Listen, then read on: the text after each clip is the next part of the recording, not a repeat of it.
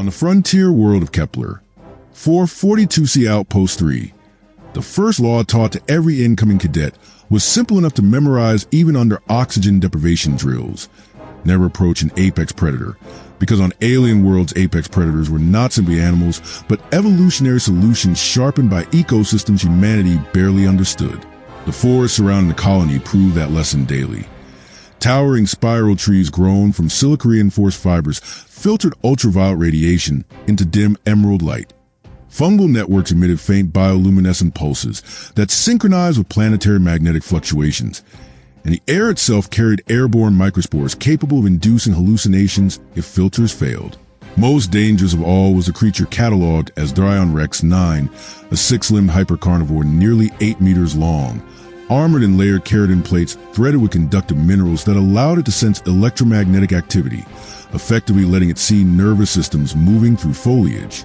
Drones observed it dismantling grazing megafauna with frightening efficiency. Plasma rifles barely discouraged it. So when Ranger Command detected a cadet's biosignal deep inside restricted territory, alarms escalated immediately. Surveillance drones pushed through the canopy and transmitted a scene that silenced command room. Cadet Lena Armin sat cross-legged beside a fallen tree, helmet removed, calmly placing strips of protein ration on the ground, while 3 juvenile Dryon Rex cubs, each already the size of terrestrial wolves, chirped and snapped eagerly around her.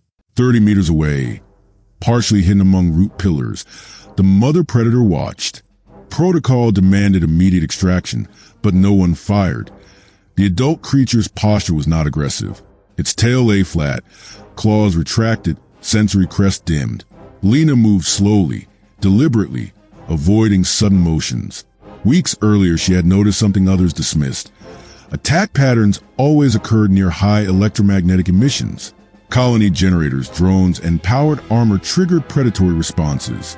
Biological scans suggested the species evolved to hunt organisms with strong bioelectric signatures, mistaking artificial fields as prey signals. Lena had hypothesized that stillness and reduced emissions might render a human effectively invisible within the animal sensory framework. To test the theory, she powered down her suit systems and approached using only passive breathing gear, mimicking local fauna movements recorded by observation drones. The cubs had approached first, driven by curiosity rather than aggression, their thermal pits detecting warmth but not the electrical noise they associated with threats. Feeding them had not been an act of bravery, but calculated behavioral conditioning, offering non-threatening caloric sources while maintaining submissive body language common among native herbivores. In orbit, xenobiologists argued urgently over comm channels while commanders prepared evacuation ships, certain the situation would end in dismemberment. Instead, something unprecedented unfolded. The mother Dryon stepped forward, massive head lowering until its sensory tendrils brushed the ground near Lena's hand. The creature emitted a low-frequency vibration that rattled drone microphones, a communication signal previously recorded only during nesting behavior.